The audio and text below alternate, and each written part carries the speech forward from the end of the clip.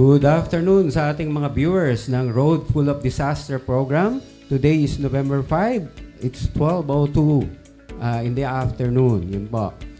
Sa mga hindi po, sa ngayon lang po naka-tune in sa ating program, Road Full of Disaster is a program that nag-aano po ng topic ng related sa ating mga disasters like typhoon, floods, accidents, earthquake, volcanic eruptions, the like of that. And at the same time, it could be a double meaning pareha sa ating buhay, di ba? Sa ating buhay, marami po tayong problems na encountered, like problema sa ating mga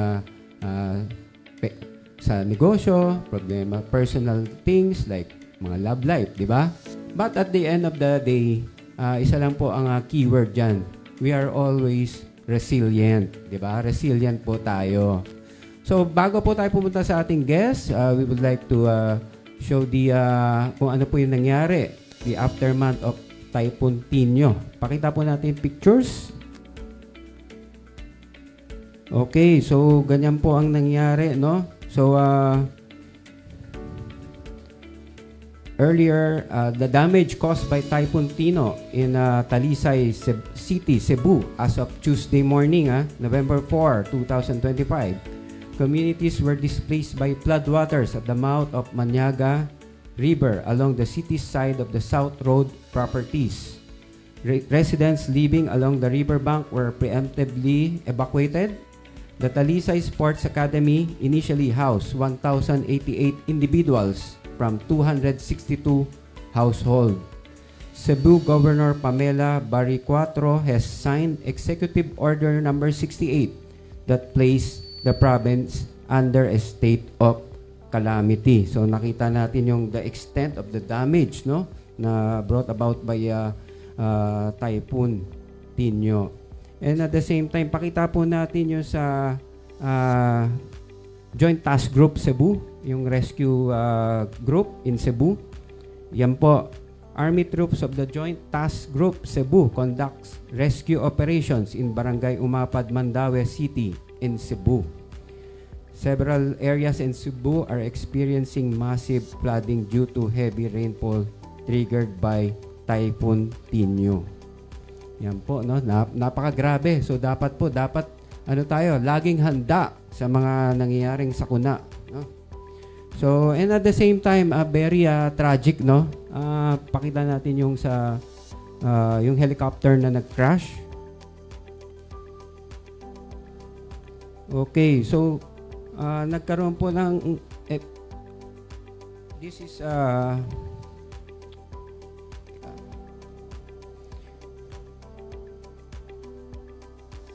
Philippine Air Force helicopter deployed to conduct damage assessment following the onslaught of Typhoon Tinio encountered an air mishap on Tuesday afternoon in Agusan del Sur.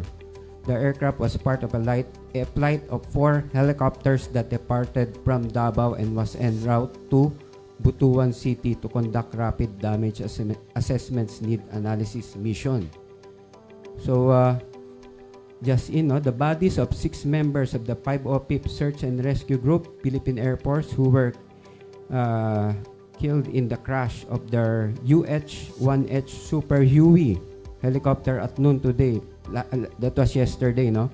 While on humanitarian and disaster relief operation deployment have been recovered from the crash site. Their identities are being withheld pending notification of their families. Our deepest condolence to their family, colleagues, and loved one, and to, of course, sila po yung mga responders po, no? To our fellow brother responder, our deepest condolences. Ngayon naman po ay makakasama po natin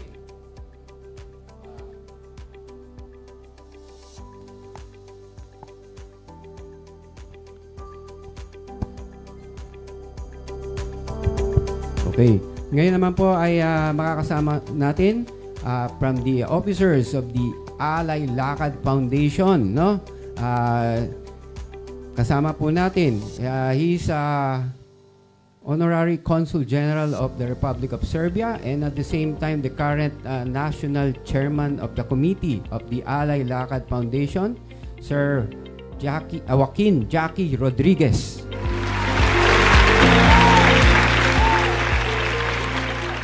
Magandang umaga po sa inyo lahat. Good morning to everybody.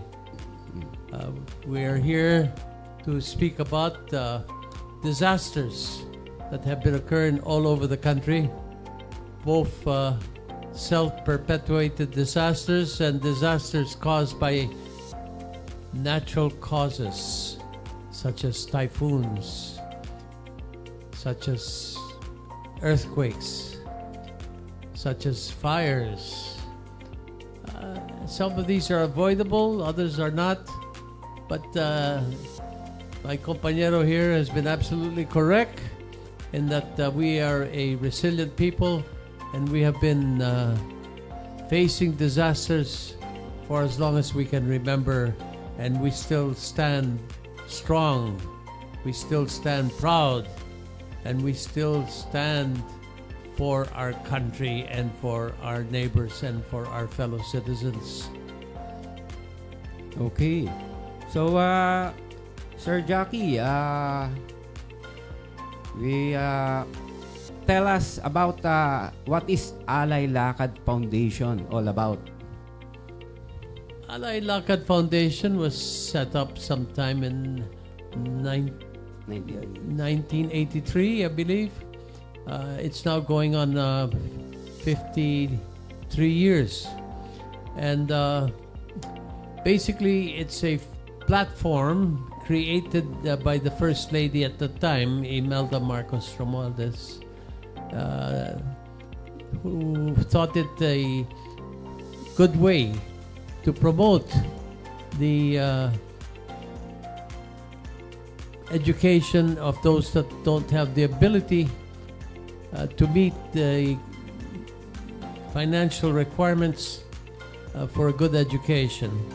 And they thought that basically organizing the walk day would open the eyes and focus the minds of the people on the ability to educate those that need our help. Okay. So, may I just read the history that you Yeah, forwarded please. to me? Okay, Yeah. so that our viewers will know what is Alay Lakad, no, and how it began.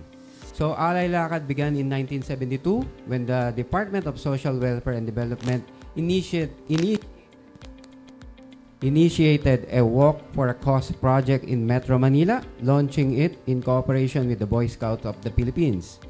In 1973, then First Lady Imelda Marcos launched the project nationwide with government agencies and the private sector joining in the walk. On May 27, 1974, the late President Ferdinand Marcos Sr. signed Presidential Proclamation number 1267, which as Alay Lakad sa Kabataan Day. More executive acts were made to make the projects worthier and worthier. By that time, the membership of the Alay Lakad had expanded to include the Ministry of Education and Culture and Sports, now DepEd, Ministry of Local Government and Community Development, now the DILG, Armed Forces of the Philippines, AFP, and the National Media Center, now PIA, or the Philippine Information Agency, from the government sector. From the private sector were the JCI Philippines, Philippine JCs, Rotary International, Lions, and the Kiwanis Club, the Young Women's Christian Association, the Kapisanan ng mga Broadcasters sa Pilipinas, KBP, and the Philippine National Red Cross. On May 27, 1974, the late President Ferdinand Marcos Sr. signed Presidential Proclamation number 1267, which declared every third Sunday of June each year as Alay Lakad para sa Kabataan Day. It enjoined all public and private agencies engaged in youth development to maximize their efforts to help create a society that aims to attain the full economic and social well-being of the country's underprivileged youth. Alay Lakad was registered at the Securities and Exchange Commission on December 9, 1975 as Alay Lakad Incorporated. President Corazon Aquino signed Proclamation number 27, which superseded Presidential Decree 1267 declaring September 14 as Alay Lakad Day. Then move it to the first Sunday of September of every year through Proclamation number 289 with then President Fidel Ramos, a veteran Alay Lakad participants change. On April 28, 1993, Alay Lakad to Alay Lakad Takbo to encourage jogging and running among the participants. He also showed his commitment to the cause by donating 1 million during the 1992 Alay Lakad to finance various livelihood projects for the benefit of the out-of-school youth affected by the Mount Pinatubo eruption. Ayan po. So it happened in it was created in 1972. That is correct. I stand corrected on that. But it was created on the ideas of First Lady Imelda Marcos. Yes. So and it has Alay Lakad Day through a presidential proclamation. Yes, and that's how important it is. Through Alay Lakad over the last 63 years, we've been able to produce and develop many students. Many of them have become professionals in their field. I believe the concept has developed over 50,000 students over time and continues to do so every year. Okay. So when is this slated? Every September or? Because of the times that have changed, it has now moved to November 23rd, which is forthcoming now in a few weeks. And it's now national, being conducted in Baguio, in Angeles, Pampanga, in Laguna, in Cavite, in Batangas, of course in Manila, and all over the country. Yeah. Okay. So the date of the Alay Lakad has been moved to November 23. Am I right? That's correct. Due to several circumstances like the climate change because of the rains, no? We experienced typhoons during September, I think, no? So the date has been moved to November 23. Yes. For the safety of the participants. That is correct. Ayan. So shown on the screen is the poster, November 23, 2025, 5 a.m. onwards at Quirino Grandstand. Yan. So those who want to participate may coordinate or they will just go there. You may just go there, or if you're in groups, you may want to coordinate with the Alay Lakad office, which will gladly coordinate with you the setting up of your facilities there. But you can just show up and join any group there. You'll be welcome. Okay. Actually, I have been to Alay Lakad. I have participated Alay Lakad way back 1990s. And very maraming tao kasama, even the LGUs, not only the non-government organization but LGUs all over Metro Manila participated in this Alay Lakad. And actually we have to walk before starting from in PICC. We have to walk there. Then all of them will engage here in the Quirino Grandstand for the program. Yan. So marami yan. Very, almost, I think, 10,000 people participated during that time. So, before the pandemic. Yeah, because during the pandemic, I think the Alay Lakad stopped due to the pandemic, right? Yes, that's correct. But we do get crowds sometimes of as many as 30,000. But we're expecting quite a heavy, large group the 23rd of November. But nationwide, if you count them all, we think over 2 million people will be walking all over the country this time. Okay. So we have to encourage our youth and the other organizations to join the walk, right? So as of date, how many scholars have been developed by yes, Alay Lakad? yes. I believe it's reaching about 50,000 since its beginning. And we're planning to even make that even bigger. Okay. So as for our viewers now, when you say scholar, what do you give? Financial or for the scholars? When you call them as scholars. Yes, we give them allowances, oftentimes share their tuition, encourage them to hit the books, which is oftentimes we find ways to deliver to them. Okay, so this is not a full scholar. This is, I think, allowance, right? Yes, that's correct. Okay, so that baka magkamali yung ano nila, full scholar. Right? Yun. So they're given allowance per semester ba, I think? Yes. Semester. That's correct. Okay, so yan. So they can apply through Alay Lakad if they want to have allowance, right? And at what year ba? Do we specify what year or none? I think when they apply, the committee studies the needs, and the years are taken into consideration. But usually it's during their graduation times. So it is around third year or fourth year before they graduate, no? Yes.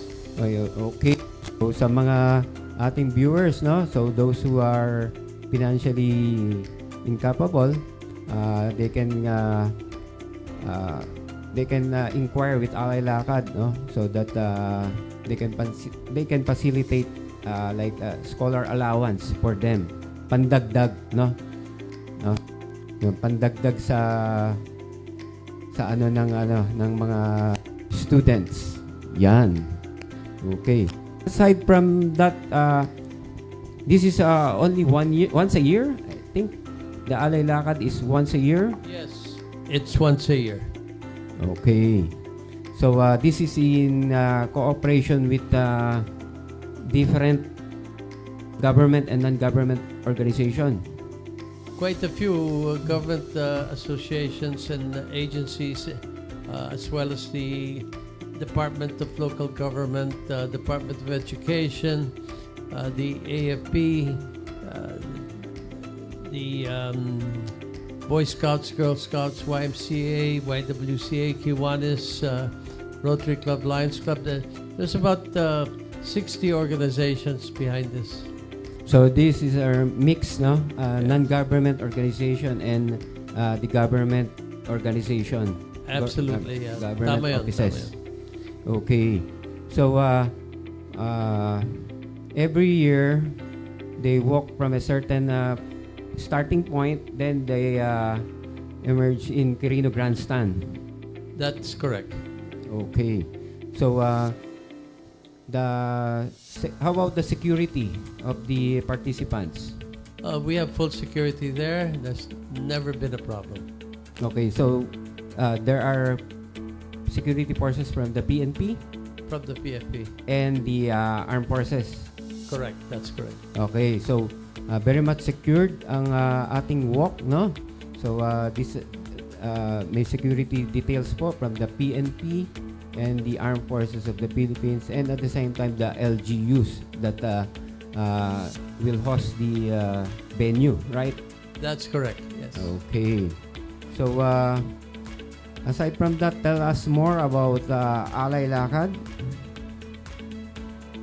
Well, we have the master plan now of having a walk on that day in every single major city in the Philippines. We're working on that very heavily, and it's growing every year.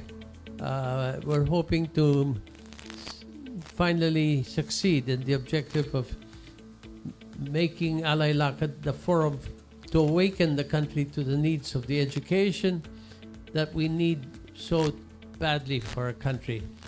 Unrelentingly, we have been focused heavily on education for our children and increasing the levels and standards of education that the country needs so badly, and which is a necessity for the progress and awakening of our country.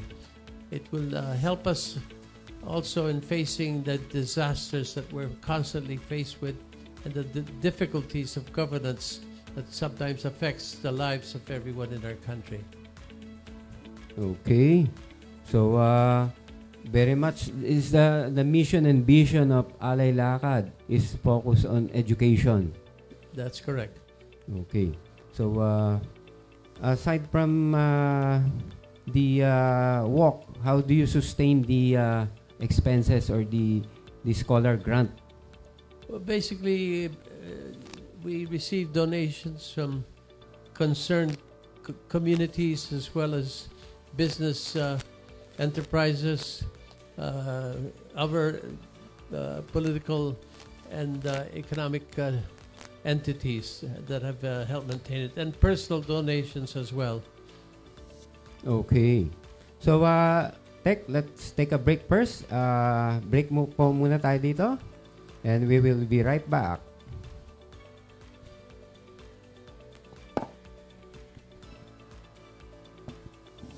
Nescafe Gold 21 coffee with herbal mix is specifically designed with selected ingredients. The Federation of Filipino-Chinese Fire Rescue Emergency and Civic Association of the Philippines Foundation Inc. is an umbrella association of fire and rescue brigades.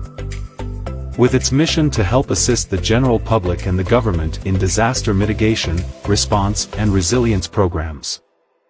From a humble beginning of 6 fire rescue brigades, it now has 38 affiliated brigades in Metro Manila and nearby provinces. The association is not only concentrated on fire suppression and rescue operation but also conducts seminars and trainings on fire prevention, disaster preparedness, mitigation and other civic-oriented activities. During the height of pandemic conducted flushing and disinfection of streets, institutions, and barangays, turnover of face mask and face shield, alcohol and essentials to different areas. Together let us work towards a fire-safe and disaster-resilient nation. We are Federation. Let us give a warm round of applause to Federation of Filipino-Chinese Fire Rescue Emergency and Civic Association of the Philippines, led by Mr. Rolly So.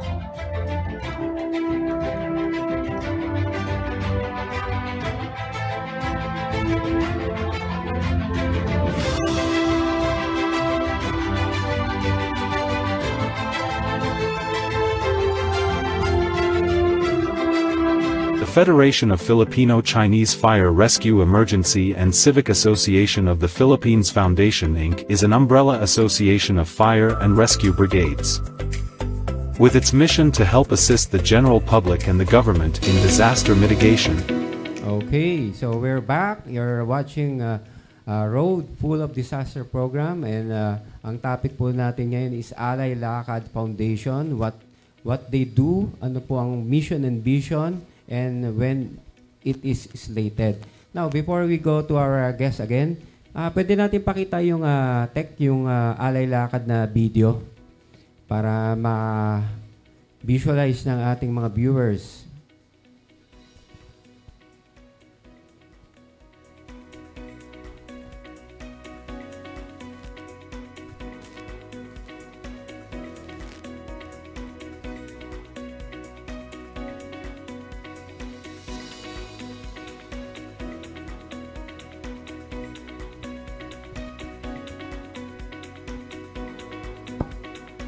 Okay. So we're back, and this time we're with Mr. Ryan Calianta from the Director of Alay Lakad and also from the Office of the Chief PNP, right? Yan. Ryan, yeah. Okay, Sir Ryan. Tell us more about Alay Lakad, no? So our viewers will understand ano po ba ang Alay Lakad.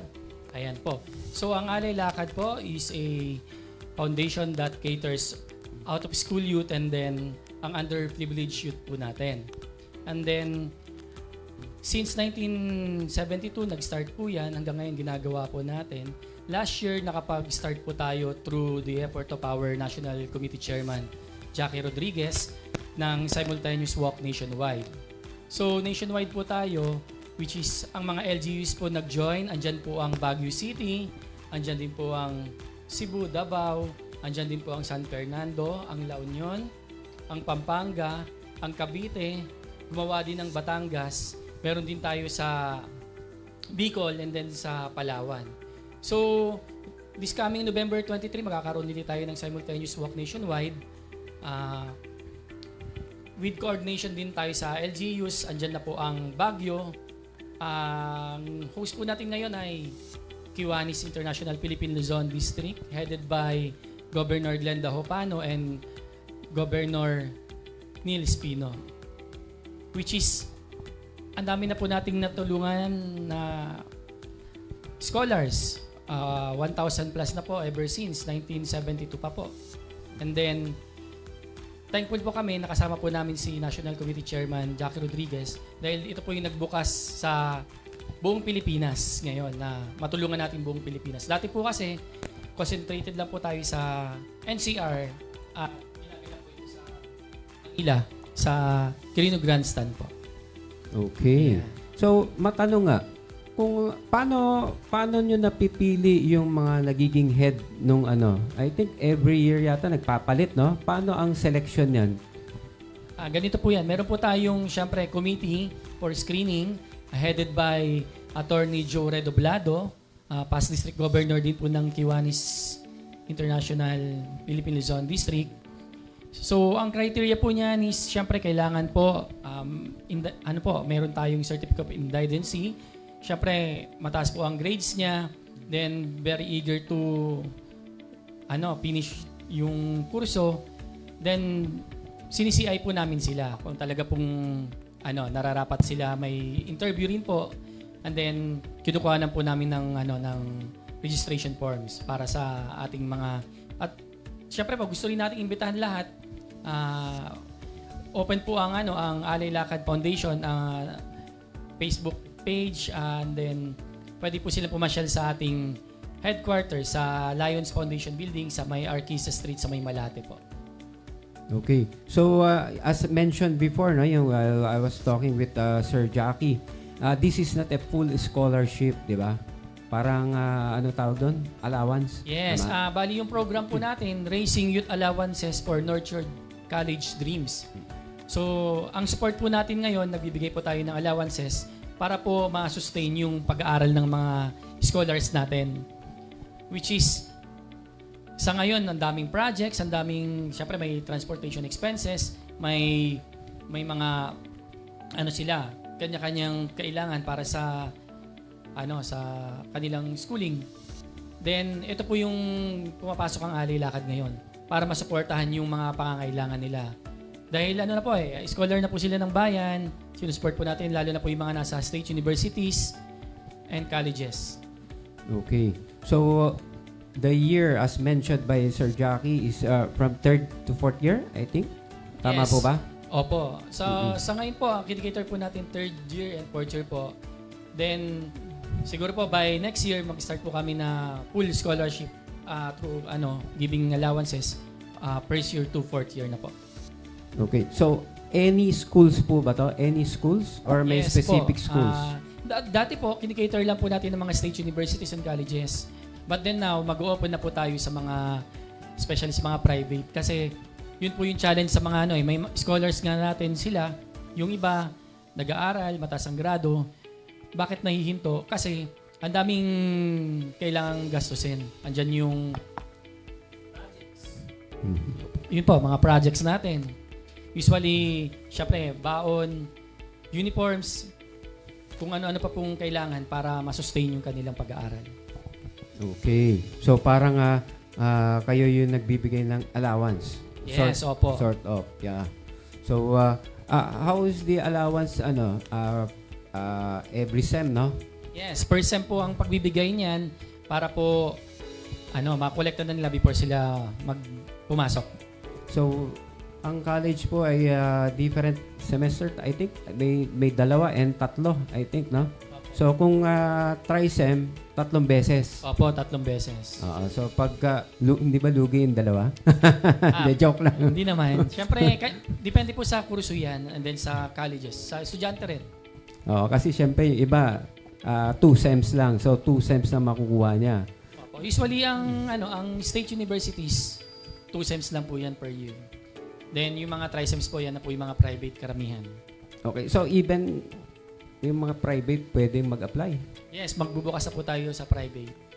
Okay, so yan po mga ating mga viewers, no? So for those who yung medyo tight ang budget natin sa ating pagpasok sa ating college, yan, pwede po tayong makipag-coordinate sa Alay Lakad Foundation for the scholar allowance, no? Baka kasi ma-misinterpret nila full scholarship. So it's a scholar allowance for the student. Yan po. You can coordinate with Alay Lakad. Yan. Nandito po sila, ating mga officers. Yan po. So, aside from that, no, pakita natin yung sa pictures ng Alay Lakad. So, sige, next slide. Ayan. Ito yung campaign Raising Youth Allowance for Nurtured College. Full concept. Yan po. Okay, so ano po ang niyan? Maybe one of you can discuss that. Yes. Ganito po yan. So, Raising Youth Allowances for Nurtured College Dreams. Sustainability ng pag-aaral. Nagbibigay po tayo ng allowance para sa natin, mga kolehiyo natin. So, kami naman po, ang Alay Lakad, naghahanap po ng syempre ng sponsors upang masustain po yung matulungan po natin ang mga kababayan natin, underprivileged youth, out of school youth, ituloy yung kanilang pag-aaral. So per sem po yung pagbibigay niyan, meron po tayong cost diyan na 5,000 po yung per sem natin. So kami po ay humihingi ng tulong sa inyong lahat na sa mga companies natin diyan, mga fortunate companies natin diyan na supportahan niyo po ang Alay Lakad. Hindi lang po ito nakakatulong sa estudyante, kundi makakabuo tayo ng nation building, then napopromote din po natin ng peace. Yan po yung advocacy ng Alay Lakad Foundation. So, as you mentioned, pwedeng maging CSR ng mga corporations, no? Po. So, yun po, sa mga corporations na naghahanap ng CSR, you can be partners with the Alay Lakad Foundation. Yan. Next slide. Ayan, ito po mga officers. Mention nyo na lang po, sir. Ayan po ang ating Chairman Emeritus, ang ating founder, si Honorable Imelda Romualdez Marcos po. Siyempre po ang ating Honorary Chairman, ang Secretary of Education, si Honorable Secretary Sani Angara. Ang co-chairman po natin, lagi ding tumutulong, si Honorable John B. Cremulya Jr., ang ating SILG, Secretary of Interior and Local Government. Siyempre, ang ating National Committee Chairman, si Governor Jackie Rodriguez. And then, ang ating Chairperson, si Governor Glenn Dahopano from Kiwanis International Philippine Luzon District. Ang partner po niya dyan, si Governor Neil Espino. Andyan din po ang Board of Directors, ang President po namin, si President John C. Andyan po si Legal, Attorney Jose Redoblado, Ryan Calyanta, ako po yun. Then, Director John Gidutong, Augusto Chua, Jack Ku, Elmer Francis Passion, Director Rolly So, ikaw po yun, sir. Ako ba yun? Kapangalan ko. Director Anson Ong, Director Teruko Haga, Director Season Pua, Director Pilimon Tutika, Director Richard Agbayani, Director Jeric C., Director Peter Mangasing, Director Neriza Liena, and Director Sheena Santiago. So, ganito po yan. Ang Alay Lakad, binubuo po yan ng mga establishment and organizations. Pero, syempre, ever since 1972, Partner na po natin dyan ng Girl Scout, Boy Scout, YMCA, YWCA, ang Junior Chamber International Philippines o JCI. Andyan din po ang Lions International. Siyempre, hindi mawawala ang Rotary International. And then ang Kiwanis International, which is ang ating host po ngayon. Okay. So, next slide.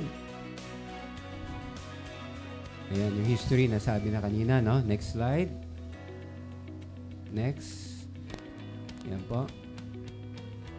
Sabi, together we can make a difference. Together we can empower the next generation. Together, let's walk toward a brighter future with Alay Lakad. So, join and participate the Alay Lakad Walk and support it.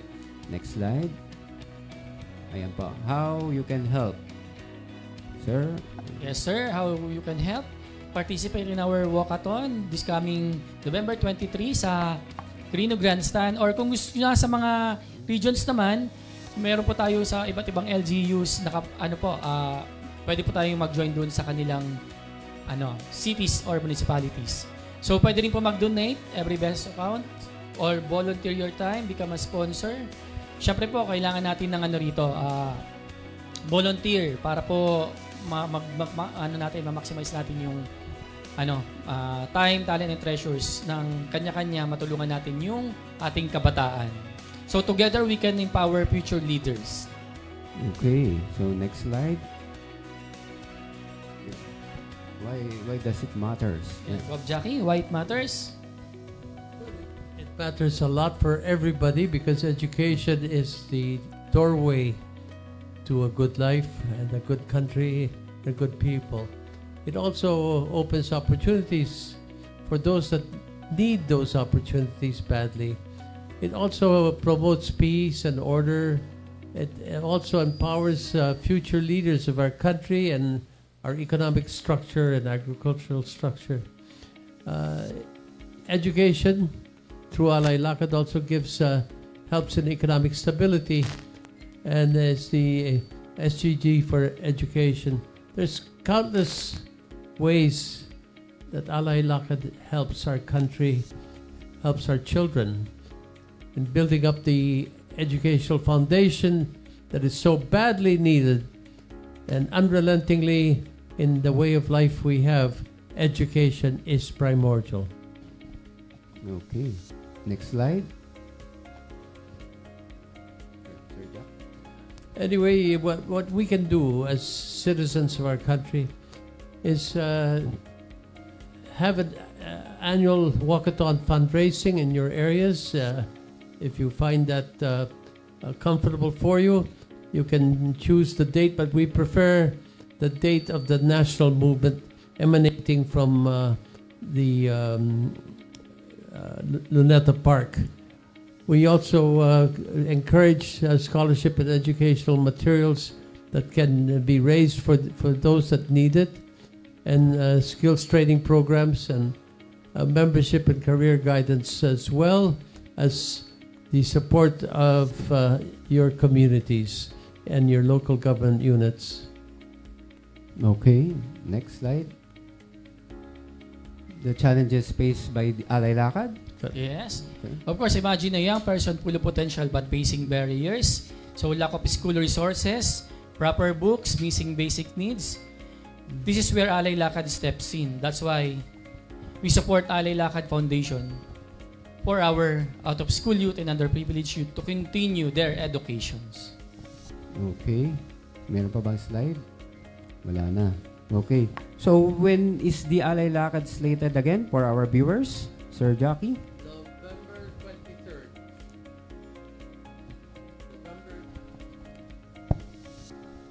It's slated for November 23rd, and we encourage people to be there really early in the morning. Rise up early on that day. Be there at least 6 o'clock. 6 o'clock or 5 a.m.? 5 a.m. Ang meeting place formation. So, they should be there by 5 a.m. Yes. Yeah. Okay, so how, for those who wants to participate, no, how do they contact the Alay Lakad? Our Facebook page. through our Facebook page. You can reach us through our Facebook page, Alay Lakad Foundation official page. We also have YouTube channel. We also have Instagram account, and we also have LinkedIn account. Then we also have TikTok. Yan po. So madami po tayong ways para makontak ang Alay Lakad Foundation. Ang aming headquarters sa Lions Foundation Building, nasa Arquisa Street sa may Malate, Manila.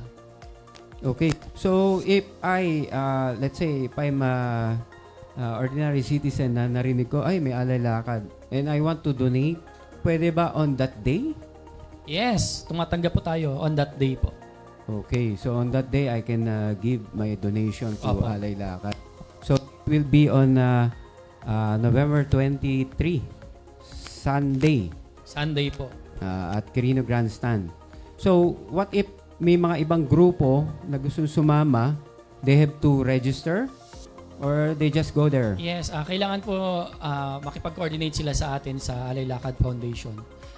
Babanggitin ko na rin po para po sa kalaman ng lahat, ang Alay Lakad Foundation po ay suportado ng ating Armed Forces of the Philippines, Philippine Navy, Philippine Army, Philippine Air Force. Andyan din po ang tumutulong para sa peace and order and security, ang Philippine National Police natin ng Manila Police District na talagang making sure na safe and secure ang ating mga participants during the Alay Lakad Walk for a Cause natin. Siyempre, hindi rin mawawala ang Red Cross, ang ParkNet, ang iba't ibang agencies, ang Fraternal Order of Eagles, nandiyan din po ang Hinirang Region, dyan din po ang Magiting Region namin. And then, kasama din po ang mga ACRO, at saka iba't ibang LGUs, and then, andyan din po siyempre, hindi mawawala ang DepEd, andyan din po ang DOH, ang PRs, Philippine Red Cross, and then, at iba't ibang government agencies na sumusuporta sa Alay Lakad Foundation. Celebration po tayo. Ito po ay 53rd anniversary po ng Alay Lakad. Thank you. Okay. So matagal na, no? 1972 53 years na. So matanong nga, paano po ang yung hosting niyan, yung head? Paano po ang ikot ng mga heads? Paano yung, kunyari, this year, sino yung mag-host? Next year, sino yung mag-host? Paano yung, may selection po ba yan? Or usap-usap lang? Yes, bali ganito yan. May arrangement po yan kung sino po yung susunod na mag-host. So ngayon, last year po, ang host natin ay Rotary International. Then, meron din po tayong ngayong Kiwanis International Philippine Luzon District. So kung sino po yung lineup na susunod, yun po yung ito-turn over po natin yung hosting. So ulitin ko po, ang bumubuo po nito, nandyan po ang Girl Scout, Boy Scout, YMCA, YWCA of the Philippines, Kiwanis International Philippine Luzon District, Rotary International, JCI Philippines, Lions International. Andyan din po ang Philippine National Police, ang Armed Forces of the Philippines. Andyan din po ang Philippine Red Cross, ang DepEd, syempre ang ating DILG na tumutulong, ang ating mga LGUs. Andyan din po yung iba't ibang organizations and fraternities gaya ng ACRO at saka ang the Fraternal Order of Eagles.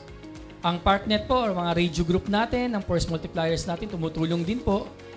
So, welcome po lahat ng organization na mag-host. Inaayos na lang po natin kung sino yung susunod Okay. sa kanilang leaders. Sir Ryan or Sir, when they want to participate, what do they need to bring or ano po ang dapat nilang dalhin during the walk? Well, basically, they should just come in their sports outfits, rubber shoes, of course, and just be very casual. It's really sending a message while having a lot of fun during that day. So, is it allowed to bring bottled water? Mahigpit po tayo ngayon, so pinagbabawal po yun. Meron po tayong mga water station po. Then sa bag po, kung magdadala po sila ng bag, at least transparent po, or mas maganda, dalhin lang po nila yung kanilang cellphones and wallets para po at least hindi po tayo sa safety and security. Okay, so just to remind our viewers, no, bawal magdala ng bag. Yes, If- or pwede, or if hindi transparent. It should be transparent. And at the same time, kunyari, uhaw ako, gusto ko may dalang tubig, bawal. Pwede naman po, basta at least manageable po yun. At, kasi po, hindi bawal po magkalat sa ating area. Tapos food, May how water about... station po tayo. So may mga water stations. They will be provided for free. Okay, how about yung, siyempre, nagugutom ako after the walk. Nagdala ako ng snack. Pwede yun. Pwede po yan. Per organization po yun. Apo. So, Pwede it is, sila magbaon per organization. so ano na po yun? Preparations ng mga Yes. organizing groups Opo. for their participants. Okay. How about umbrella? Kung biglang umulan, may Ayan dala po, ako. Apo. Pwede po tayo magdala ng umbrella just in case inclement weather po.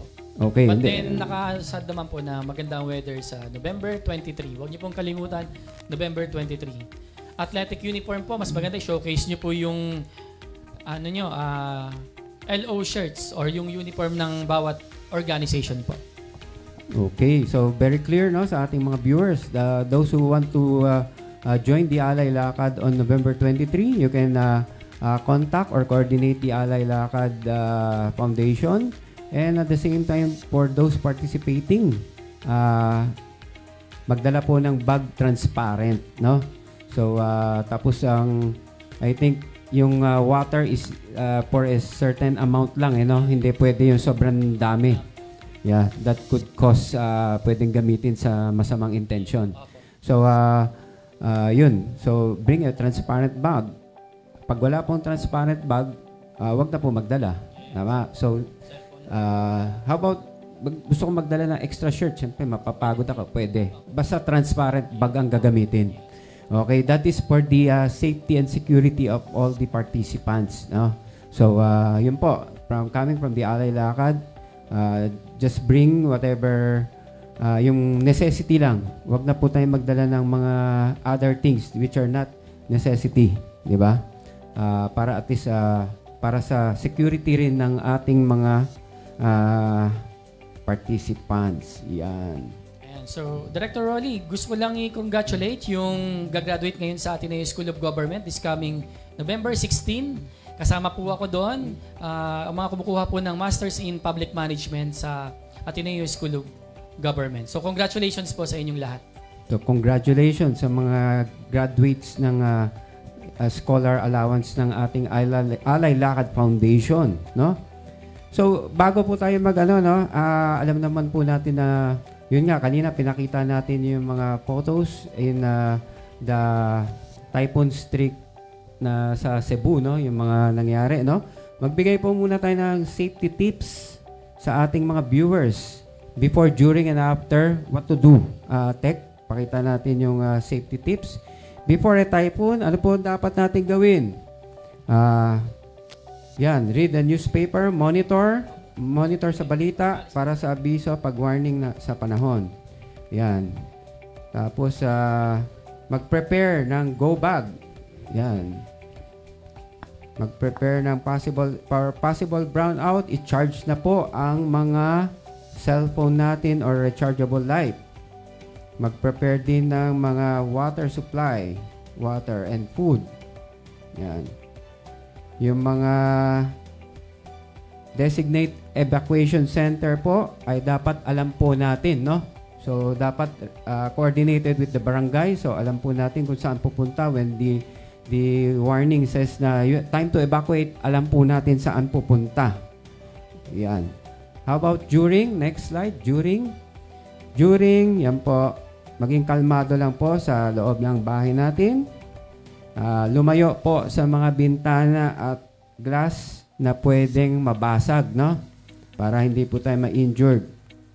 Kung malakas po ang kumikidlat or there's a lightning, you can switch off the electricity and the water meter para pag nag-evacuate po kayo ay naka-off na siya.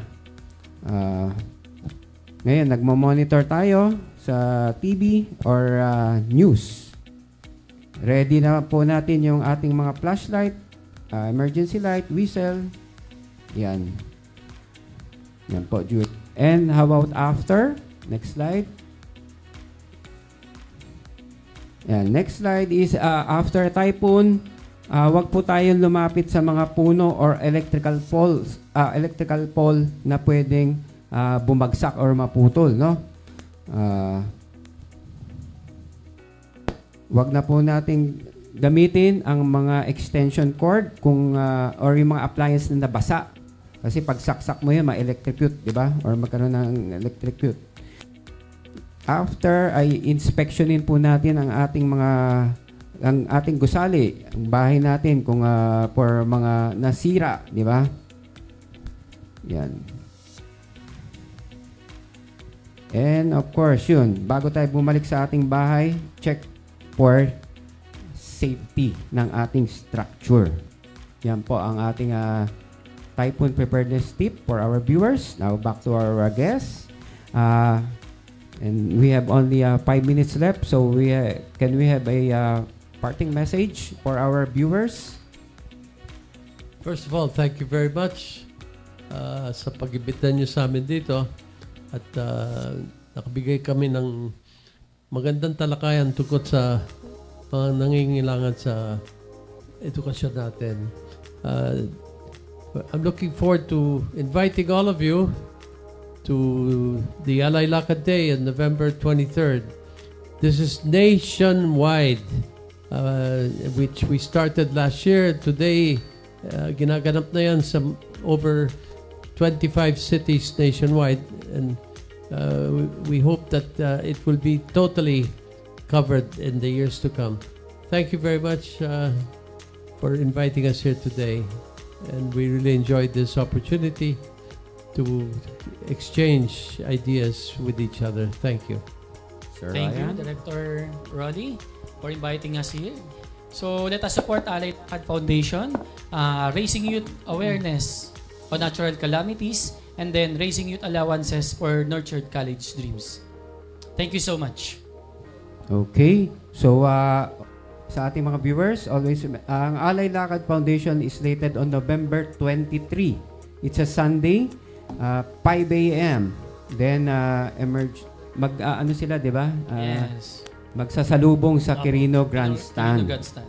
Yan. And, yun nga, bago tayo magtapos, sabi nga ni Stephen Cryos, when disaster strikes, the time to prepare has passed.